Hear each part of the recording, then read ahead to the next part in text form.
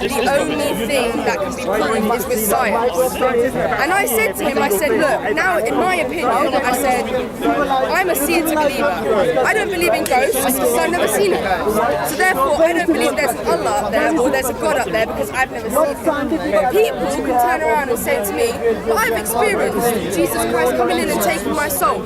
I'm not going to deem you or shudder you, anything like that. Well done. I am so grateful that you managed to turn your life around. But don't you dare stand up there and then preach about your religion while saying that your religion is superior to everyone else's.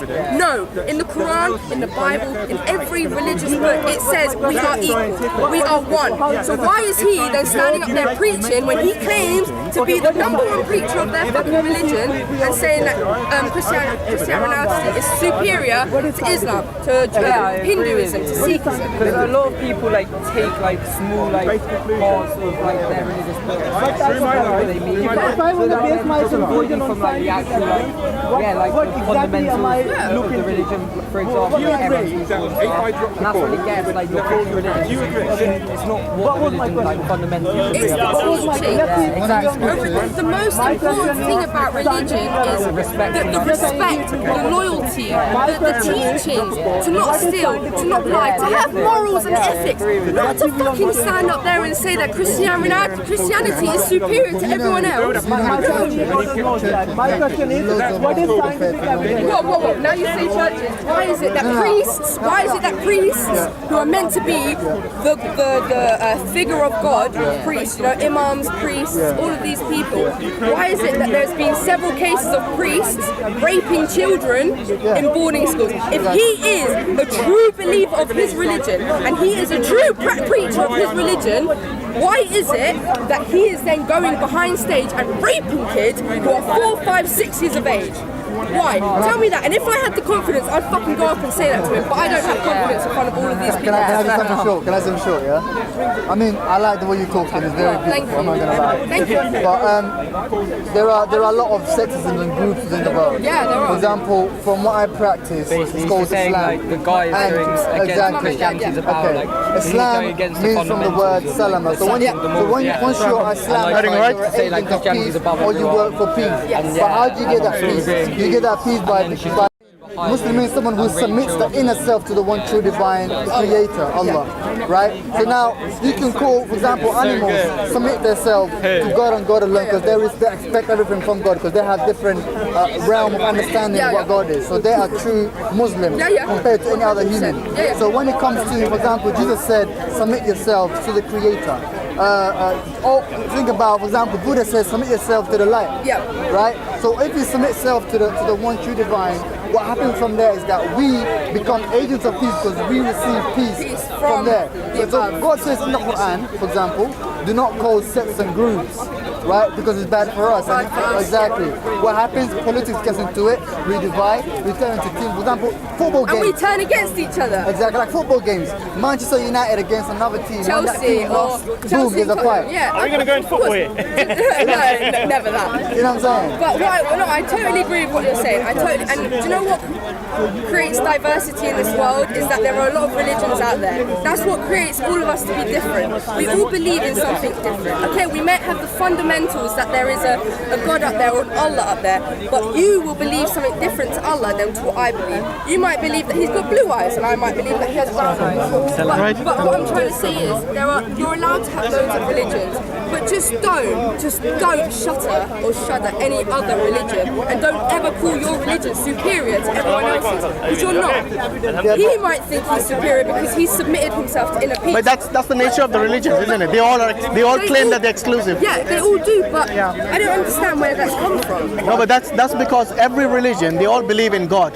Yeah. But when you ask them to define your God or describe your God, you'll get a different answer. Yeah, exactly. So religion is not one monolith. It's diverse. Even within the religion itself, like for example, within Christianity and within Islam, you'll find diversity. Yeah, of course. Yes, and that's the beauty about it. Neither that is the beauty. monolithic. That is what creates debates. That's what creates opinions. That's what creates me and you to talk. I would have never met you two if I didn't come here today to get into this conversation. And that's the beauty of it. You know, religion is beautiful. It is beautiful. But nowadays, religion has been taken to an extremity. It's become a dirty word now. It's it's become such a frowned upon word. Like, we used to come here when I was children, and there used to be 5, 6 speakers, one Christian, one Islam, one Sikh, one Hindu, and they all got along. Okay, fair enough, they all had their differences, but they all got along. Now, one can't look into each other's eyes, you know, because it's become something that's frowned upon. Do you think the media has a role to play in that? 100%. Yeah. 100%. Because I think the media is the biggest culprit in everything. They are the they ones twist and turn everything. But there's also one thing though, that at the same time, is that when we all say that we believe in God, right? Some people have a whole, like, I'm not saying it's wrong, like that's their own opinion to say that. Yeah. But if someone comes up to, for example, my way of believing God or Allah is that I cannot imagine Allah. Forget about imagining Allah. I cannot imagine anything outside my realm of the physical world. Because if I try to imagine, I'll only put things that I saw in the physical world together and then say that, exactly, just my own fantasy. So create your own bubble, exactly. Whereas reality is here. Exactly. So some people will say God is a white man with a white beard in the clouds. Yeah. Whereby I believe that God is above the 7 heavens above. Yeah. And his throne compared to all the universes, it's like a ring in a desert. Yeah. Right? So and the angels carrying his throne, like I might say carrying, but I don't know if they have arms, I don't know if they look like me, but we don't know what they look like. Yeah, we don't. So God is so great and so great that he's not even able to come to this earth. He's beyond our imagination. He's beyond our imagination. So when someone comes to me and says, God is a man, he came down and now he's among us. All right, God is a spirit, they say. I don't believe God is a spirit because we already have a spiritual world. We have the physical and we have the spiritual. So which way is God? Like if God is about the spiritual, then all the spirits world are gods, right? Yeah. So it goes against Muslim. So if I come to you and I try to explain to you and you turn around saying, now this is war because you're trying to, that is what happens. Yeah, it is. And that's what creates the infuriateness. That's what creates the anger because one's trying to claim one and another's trying to claim another thing. I think what the sisters try to say, I think, correct me if I'm wrong, it's the way they're preaching. Yeah, it's like you're wrong and I'm right. No, do you know what he said? This is his exact words. Yeah. Christianity is superior to any other religion. Now, Muhammad in the Psalms, mentioned by Muhammadin. Is it Psalms 2? People as well, that is a very bold statement to make. You'd have to, the way I would see it, in Islam, as a Muslim, I would tell you that but I don't use that to be honest. No? And there's a difference. I would rather use Isaiah 42. You wouldn't say it's superior. The prophecy of You'd Muhammad say is it's mentioned. truth, but it's not superior. Isaiah 42? Isaiah 42. In the Quran, the difference is this. You might see some hate coming from the preachers. And we're not trying to say, Muslims are perfect. Like, I'll show you why. In the Quran, Allah subhanahu wa ta'ala says to us that when you debate with them, discuss and debate in the best of ways. And we're not get the most out of it. And we're not to degrade them. Because if we degrade them, for example, if I cuss them, they will cuss back. And therefore they will go into sin. Exactly. Unfortunately, on the other side, that doesn't work that way. So you may well find there might be the odd Muslim who does it, but then you need to refer him back to the Quran itself because our own book tells us we don't debate in a vicious way, in a way to insult. You see, so that's the difference in Islam. That's what they do. We're commanded not to do that. You debate to educate. Yeah, You debate because to... we believe in Jesus, so how can we cuss him? Exactly. You get what I mean? Yeah, exactly. And for him, this Abby chick that was up there asked him, you know, like, why is it that Christianity is superior to every other religion? And he turned around and he said, because Jesus saved my soul. Okay, so what happens if an Islamic person underneath him was to turn around and say, hold on a minute, Allah saved my soul. So why are you superior to me? Why are you superior? I think that was the same mentality. People used to conquer. I can tell. His religion doesn't He can have a message. He can have a message. It's the way he's. All he likes. It's the way you portray it to other people. Exactly. Yeah. This superiority complex is something that is totally against the preaching and the teachings of Islam. Because in Islam, this is the first thing that was dismantled. Because they had the Arab pagans who basically they had like caste system within them. They had the superior elites who would look down upon the other lay person, and they were the only ones allowed to be entered in certain temples or certain festivals and so on. And this is something that you find in other religions as well. Like for example, in Hinduism, they have a caste system where they have the Kshatriyas and the Brahmins who are at the top, and you got the Shudras who are the untouchables. So they are not even allowed to be touched. They are considered to be like the filth of the society. But they can't help it because they were born into that system or in that culture, and for their whole life they'll have to feel inferior. So this is the first thing that Islam, when Prophet Muhammad came, that there is one God, and in the eyes of God, the only one who's superior, who is the righteous person. not your caste, not your creed, Amen. not your color, not your tribalism, nothing. Not whether you're an Arab or non-Arab. No one is superior over the other except by the deeds and by the righteousness. I mean, that's it. Okay, so raise your finger and take shahada. So, but, I'm just curious. I mean, so do you believe in God, or what's your story? So, my nan and granddad were Muslim. Sorry, Okay. they believe in Islam. They practice Islam. Right. They prayed. It did everything. My mum and my dad are not so much, like they don't practice. They literally just Join the club, believe. if this happens. Yeah, they just like we say when we go to bed, Bismillahirrahmanirrahim. We do our prayer and then we go to sleep. Oh, so they're We wake Muslims up- but not practicing. Yeah, so we wake up every morning. We So you're thank still God Muslim? to They're wake still up. Muslim? Yeah, Yeah, of course. I'm not afraid. Same here, to just say I that. wasn't practicing. Yeah, Exactly. same, yeah. Exactly. So that's what I believe. So you- but then again, me, like I said, I'm a seer believer. As much as I want to say, yes, Allah is true and everything like that, I've had the opportunity to be raised in an atmosphere where I have had the opportunity to listen to everything. Christianity, I've had Hindu friends, I've had Sikh friends, I've had Islam friends. And every time I used to speak to them, there is one common ground. There is one common ground, that we are humans, we are sacred, we have one life to live, and there is someone above there. Yeah, I mean, there's a common morality There is a common within ground. all the religions. Actually, not only the religious people, I would say there is a lot of good morality amongst the atheists, those people who don't even believe in God. Yeah. But the thing is, it's kind of not. I would say it varies, isn't it? Between Limited. so one atheist morality might differ from the other atheist Yeah, morality. and that's why, with me, I'm stuck at the Yeah. moment. Like, I don't know what to believe. Like, So the difference. Lack the knowledge. I've been there. Many of us have been there. I'm lacking knowledge. Many of us at the have been there moment. because our parents, see, the 60s and 70s were a time where it's time to put a suit on and forget Yeah, about religion. yeah, exactly. And now the message is spreading again. Exactly. So don't say that, sister. What it is it's just a lack of knowledge. Now, Yeah.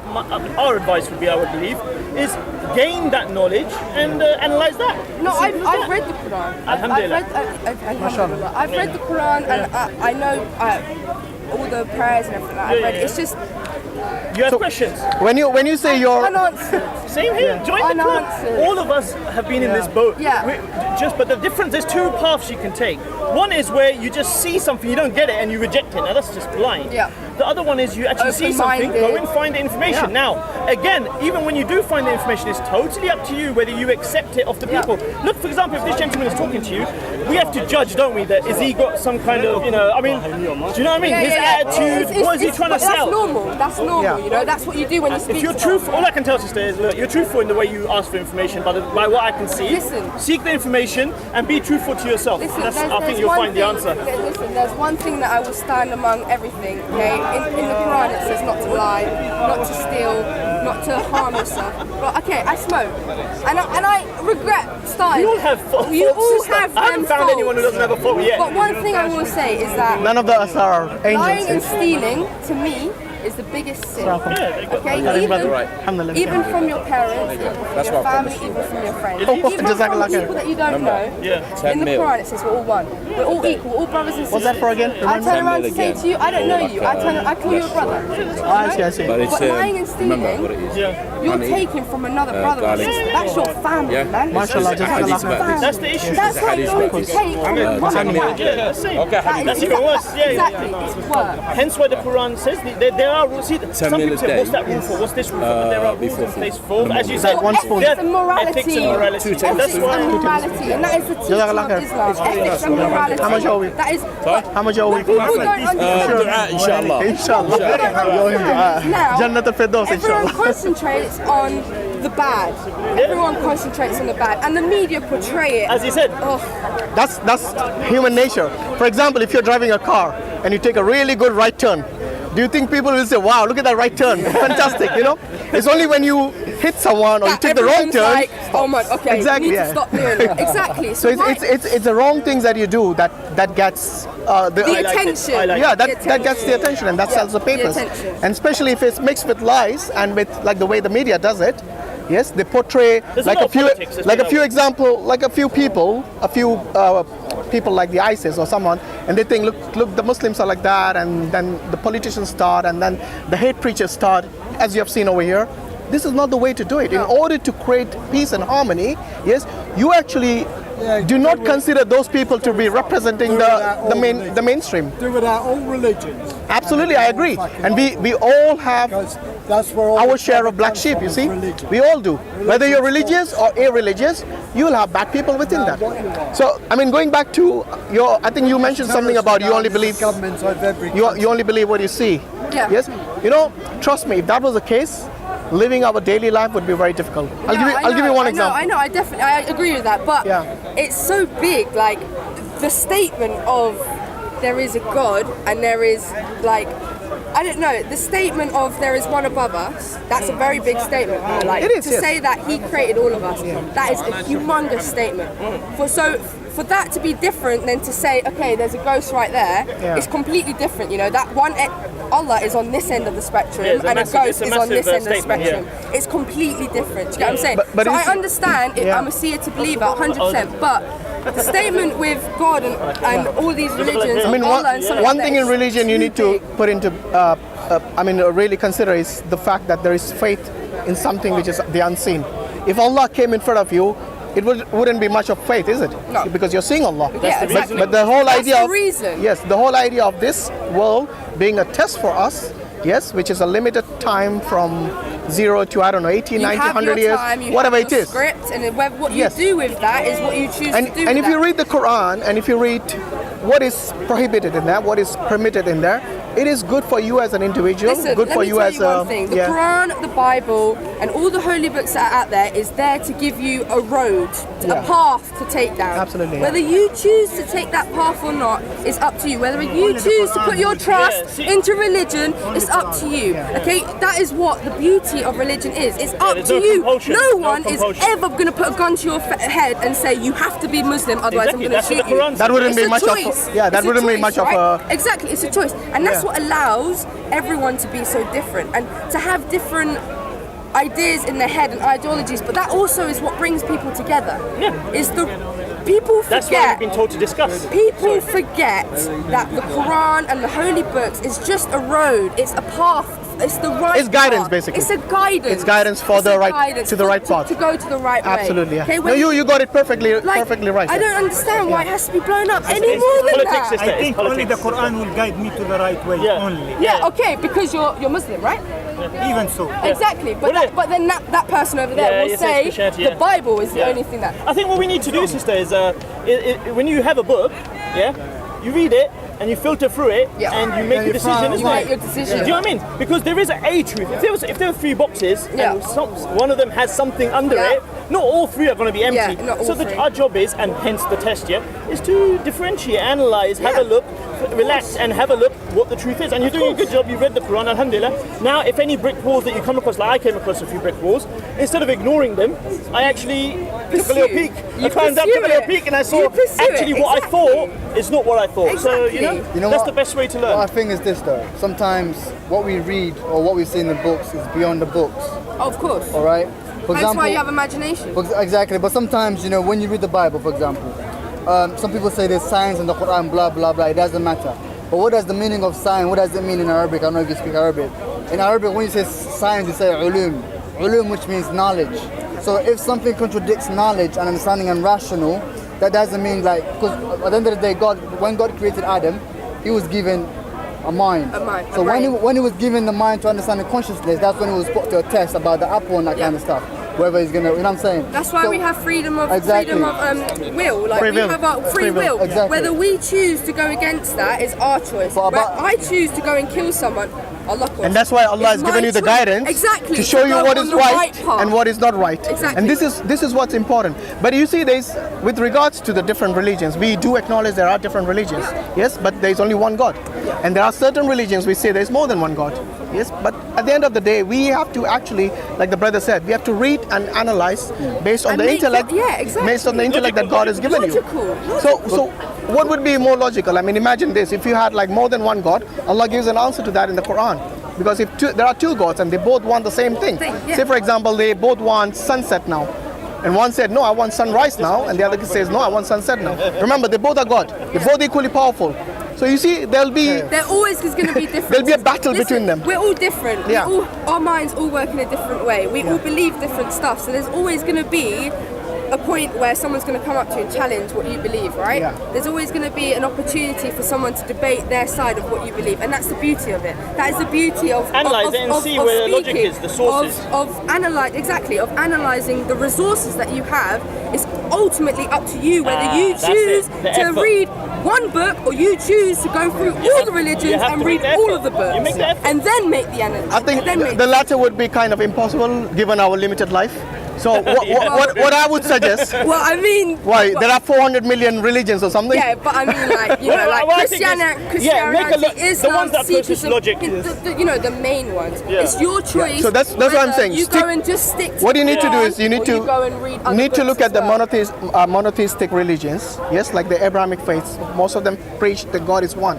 Now again, within those monotheistic religions, obviously there's differences. Yeah. Otherwise, they would all be called the one name. Exactly. But they are different names. Be the same. Yes. And we'd all. So what do you do is, like for example, I've read the Quran, I've read the Bible, and when I look at the Bible, and when the Christians tell me that God came down as a man and he was killed by his own creation, I say, hold on, there's something wrong with this picture. Because when God in the same Bible says that he's immortal, he doesn't die at all.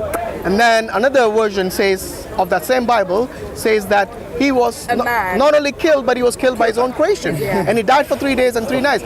Either he's immortal or he's immortal. You can't have it both ways. So you need to be consistent. You see, one of the principles that is advocated in the Quran is Allah giving you this acid test. Allah says in the Quran, if this book is from anyone other than God, surely you'll find discrepancies in it. Yes. Surely you'll find contradictions in it. Yes. And you see, this is the same rule that we apply to the Quran, the same rule we apply to the Bible, the Old and the New Testament, and the other religions. Because you see, if something is from God, God doesn't make errors. God doesn't have contradictions. And this is quite clear from when we read the Quran. Yes, it has stood the test until 1400 years. Yes, in order for anyone to come and pinpoint any contradictions in the Quran.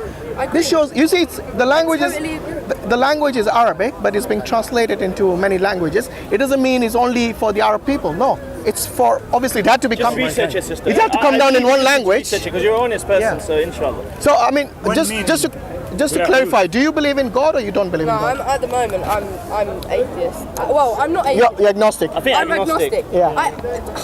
You're not sure which is the right path. Like, I don't know. Research, sister, research. It does. It comes down to whether I want to go out and research it. Yeah. But then again, I think at the age I am at the moment, I have more priorities to you.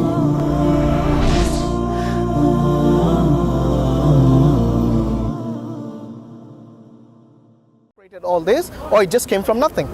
So break it down logically. Do you think all this came from nothing?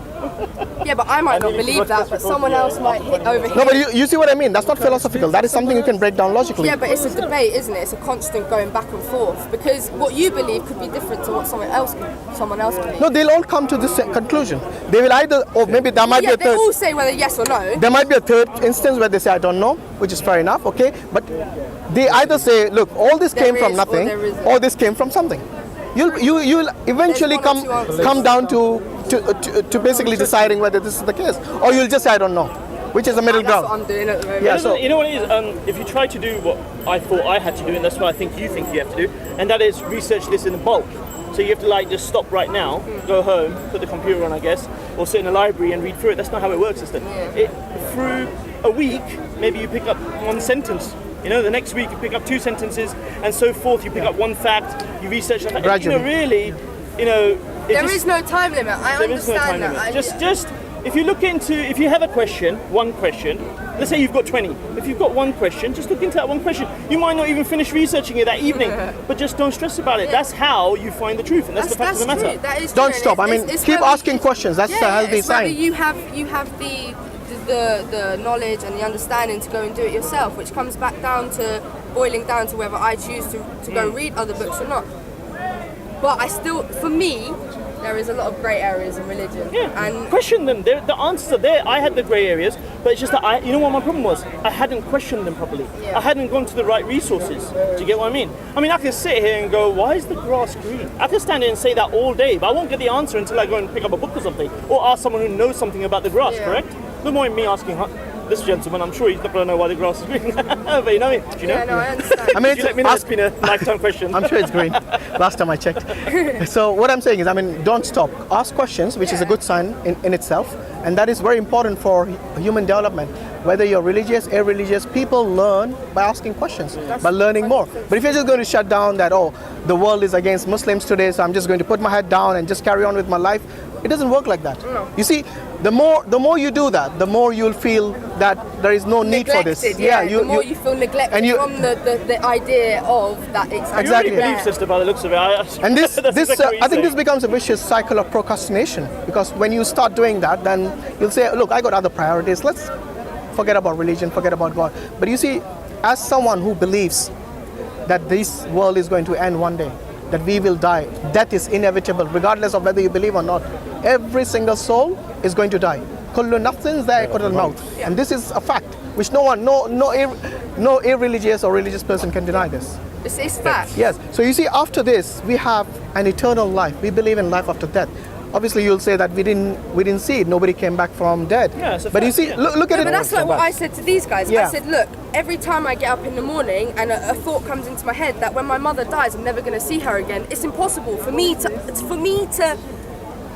accept that. That's the end. Dude, this woman carried me for 9 months in her stomach. She brought me up, and as soon as she dies, that's it. I'm never gonna see her again. Absolutely. No, that's what makes me not believe. That's what makes me believe. And this is the fact that, like I said, no one can deny. And you see, in the reason you are asking this question, imagine this: that after your parents or your grandparents, after they have passed away, imagine there is someone waiting on the other side of this domain, waiting for them, someone that cares for them, and something that will give them. You see, we have to learn to acknowledge that this life is not it. Yeah. We have a life in the afterlife, and for us it's very important to acknowledge this, because once you realize that, then you'll work hard, then you'll basically reassess your priorities. Yes, and then you see, look, like I said, you can carry on your daily life with the religion on the side. I mean, I have a job, I have my family, I have my faith as well. Exactly. I mean, look, you must have seen someone in your family pray. How long do they take? 5-10 minutes? 10 minutes. Absolutely. 5-10 minutes 5 times a day amounts to about an hour. An hour a day. An hour in 24 hours is not it's not a lot. It's not a big sacrifice, I think. An hour is more than enough. So that's why. Do you know what? I do fast. Alhamdulillah. I do fast. I just told you, by the looks of it, you're a believer anyway. So I don't know what you're saying. Your mouth is saying something else. Your heart looks like. You know what you should do? This Ramadan is not that. No, you lack information, sister. Yeah, Ramadan is not very far. And this time when you fast, 27 May.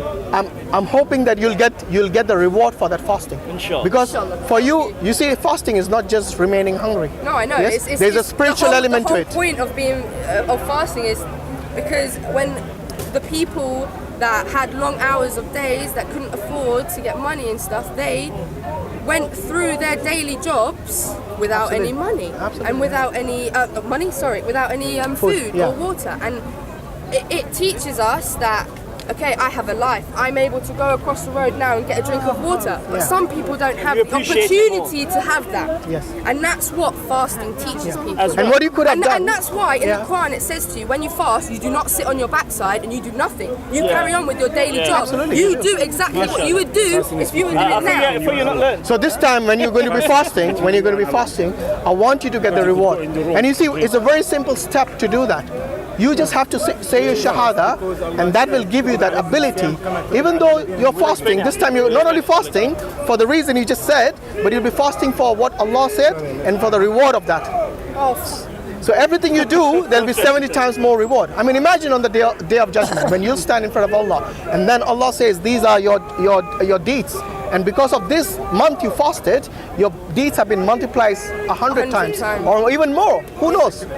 So this There's time, reasons behind it. yeah. I mean, like I said, go about your daily life. Try your best to practice the deen. You see, look, including myself, yes, we do not practice the deen that Allah and the Rasul told us 100%. We all have shortcomings. Yeah. Yes, we are not prophets. Yeah. We are human beings at the day. And what does the hadith says? The hadith says that every Bani Adam, khattaun, that means earth, makes mistakes, and the best of them is the one who repents. Yeah. So what we do is, when we sin, when we do anything wrong, we have faith in Allah. Yes. So you admit to the one creator, the one creator, you admit to him that, look, I've done a mistake and I'll not repeat it again. And this is all it requires. This is the mercy of Allah. You know, Allah has so much mercy that if He didn't have that, imagine this, that every time you sin and He punished you for that. Yeah. Imagine the life. Yeah, of course. Yes. This shows that even those people who do not acknowledge God, the atheists, even Allah is merciful to them. So Allah is merciful to everyone. I think there's a hadith which says that the amount of love and mercy you have in this world, that means between you and your mom, between me and my parents, between the animals and their parents, and all the love that you see in this world, that is only 1%. Well, yeah, 1% of the love and mercy of Allah subhanahu wa ta'ala. He has reserved the rest of it, 99%, for the Yawm al-Qiyamah, for the Day of Judgment. Okay? So, like I said, I personally feel that you already believe. It's just for you to acknowledge that. It's a very simple step. So, sister, if you're ready, I would want you to take the Shahada now. If you have some reservations, some questions, we can deal with that later on. But you see, look, this life is something that is not guaranteed how long we're going to live. Yes? Something that we see in our families, we see in other families, we see on the TV, that people are just walking on the street and they fall down. People are just crossing the road and they get hit. They are planned for their wedding or for whatever, the school or university. Listen, I've got shot. Yes. Sorry, you got? I've got shot. You want to go into stuff like that? I've been shot, and it was to the point where I was not in any gangs or anything like that. I was simply walking down the street, and a 7-year-old kid had a gun, and he fired it, and it bounced off the floor and went into my leg. Do you know what the doctor said to me as soon as I got into the hospital? He said, if you hadn't taken that step, you would have died on the spot. Why? Because I stepped once and it came in there. Look, that's my bullet hole. That's my bullet hole, yeah? Subhanallah, yeah? If I didn't step, it would have come into my stomach. So there you go. What did I say automatically? I said, thank you. You say, Alhamdulillah. You see, this is what I'm saying. We don't know when we're going to go, sister. This shows that Allah has given you a second chance. Yes, and this is, of course. You have to be thankful for that, and you have to look, every breath that we take, we have to be thankful to. Well, yeah, you wake up every morning. Absolutely. Yeah, you open your eyes. It takes 10 seconds to say it, for God's sake. You open your eyes, and when you see the world around you, that itself is something we should be thankful about. Ask a person. Standing for a reason. Yeah, ask a person who doesn't have eyesight, and then you'll see. That's a reason to. Yeah, like I said, ask a person who doesn't have eyesight how much he craves to see the world. Yes. So these are small things that we don't even think about. It's come to the point where nowadays people wake up and they don't thank. They don't care. They just get up and they're like, oh, I've got a 9 till 5.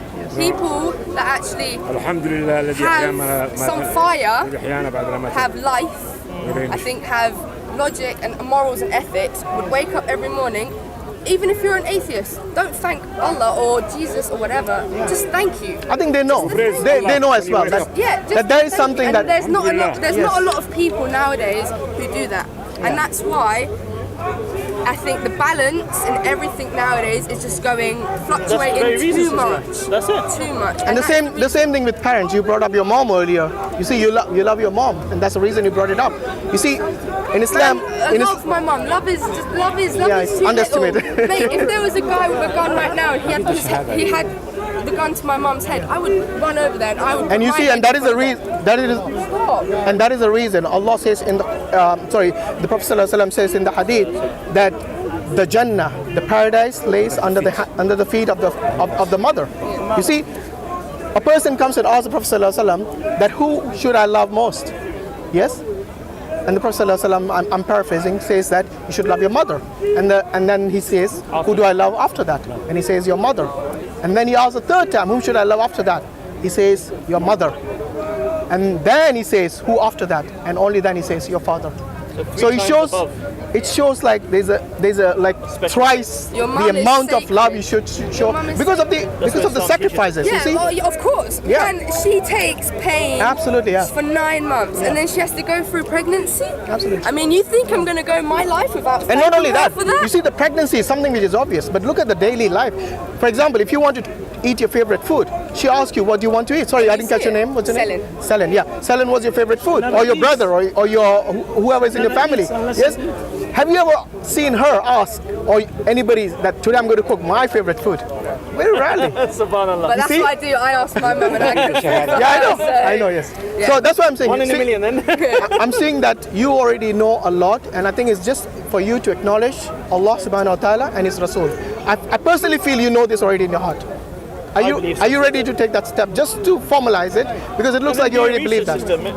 I'll do research. Should I say why? and No. then- What I always advise this to you is when I advise my brothers and sisters is to take because you take the shahada and you're within the path. So God forbid if the day ends, you don't know what day is the sun's going to go down. You don't know your life. I don't know if I'm going to ride off now and I'm going to So drop that's dead. that's why the brother is advised. The reason is that, you see, I don't want the shaitan. And then do your research. That way, at least you're Muslim and you're doing your research. Then it's your choice what you do with your life. You see, I don't want the shaitan to take this opportunity away from you. Yeah, I know, I The reason you're here on this day. For me, Yes. for me to do that, I'd feel more comfortable doing it by myself. I wouldn't want to do it. Oh no, we don't want to pressure you. If that's I know. Absolutely not. Alhamdulillah. I have my own choices. Yeah, I know you're a very You can independent woman. advise Yes, me, and absolutely. if I don't want to do it, I won't. But what I'm saying to you is, it's not something that I'm not going to do. It's just right now I don't think I'm ready. Your heart's for it. already upon it, sister. My Alhamdulillah. heart's on it. Everyone's basically- seen that from this 2-hour conversation that we had, which has flown by freaking like no tomorrow. The angel of that can But I will tell you that right now. Alhamdulillah. Alhamdulillah. And you don't even have to look. If you don't feel comfortable telling your friends right now or anybody Oh, I else, don't you don't care have to. about that. But at the end of the day, it is you. You see, Yeah, in your I don't own know. heart, you'll feel that you Friends are Yes. temporary stuff. Absolutely. The only They ain't gonna be people there in in the your grave. life, exactly. Okay. The only So, people inshallah- that are going to be from when you're born to when you end is your Absolutely. family. Friends are nothing to me. Okay, yeah, they help you. They're acquaintances. They help you through your everyday life. Okay, fair enough. But I'm not scared to say to my friends what I believe. Do you think? I've never spoken to you guys in my life, Yeah. and we've just been here for 2 hours. You know, like I'm not scared of anything. But the thing is that right now I wouldn't want to do it because like, there's a lot of strangers here. It's that on your terms. Yeah, like it's No, that's fine. something special. Whenever you're ready. Whenever I'm ready. Whenever I feel But do not delay too much. Yeah. Inshallah, before Ramadan, because I want you to get the 100 times more. Okay? Sorry, I shake hands with only the family and Oh, that's fine. with the mom. But it's no disrespect to you. No, that's fine. That's It's fine. more respect, actually. That's Yeah, why. no, that's fine. But thank you very much for a lovely You're welcome. talk. Thank you very much. Inshallah, we'll see you next time here. You, everybody. Being a Muslim, inshallah. At least let us know, inshallah, one day. I thought you heard the Quran already there. Take care, sister. Thank you. Assalamu alaikum wa rahmatullah. The Quran that you recite today, it was compiled by Sayyidina Uthman Ghani radiyallahu ta'ala anhu.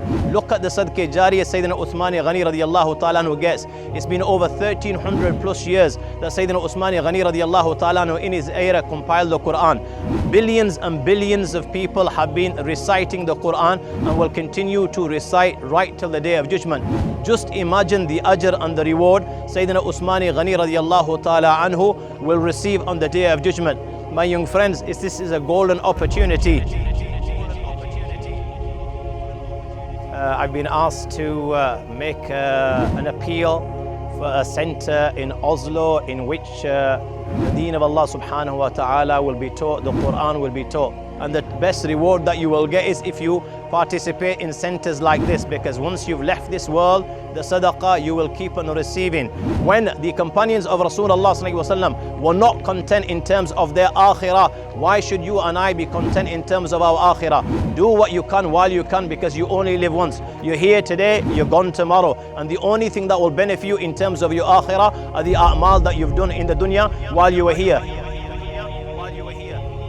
Please, please, please participate in this good deed. You will not regret it on the day of judgment. Allah give me tawfiq, Allah give you tawfiq. Wa akhiru dawana alhamdulillahi rabbil alameen.